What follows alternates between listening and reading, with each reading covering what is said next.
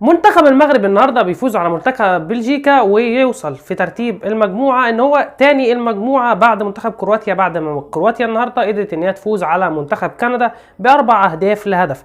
ومن غير ما اطول عليكم يلا بينا نبدا تفاصيل فيديو النهارده. تعالوا نرجع قبل بدايه كاس العالم. احد المحللين على قناه بين سبورت طلع واتكلم وقال ان من اقوى المنتخبات اللي هتكون في مجموعه كرواتيا وكندا والمغرب وبلجيكا هو منتخب كندا ومنتخب بلجيكا، عشان هو احد المحللين التابعين لكرواتيا. رد عليه احد المحللين المصريين وقال له ان منتخب المغرب من اقوى المنتخبات وانت ما ذكرتش اسمه، وانا من توقعي ان هو هيكون اول المجموعه من وجهه نظر المحلل المصري.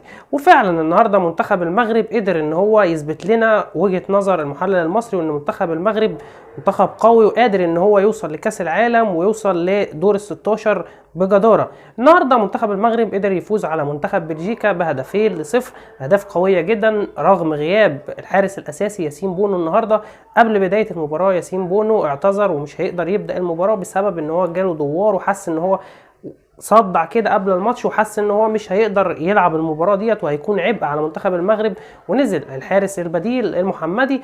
والحمد لله ان هو قدر النهارده يتصدى ببراعه لهجمات منتخب بلجيكا.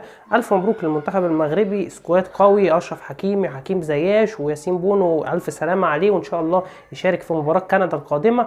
وبالتوفيق لمنتخب المغرب في المباراه القادمه، ان شاء الله يقدروا يوصلوا لدور ال16 بسهوله. وفوز منتخب كرواتيا النهارده خلى المجموعه تسخن، بلجيكا 3 نقط وكده كندا مع السلامه بره المجموعه ديت. في صعوبه جدا جدا جدا ان هم يقدروا يتاهلوا. بلجيكا 3 نقط، كرواتيا 4 نقط، والمغرب 4 نقط. في حماس كده وفي قوه وسخونه في المباراه ديت، المباراه الجايه في المجموعه ديت، وان شاء الله بالتوفيق لمنتخب المغرب ويقدر يتاهل. وعجبني قوي الاداء بتاعهم النهارده، اداء رائع رائع رائع رائع.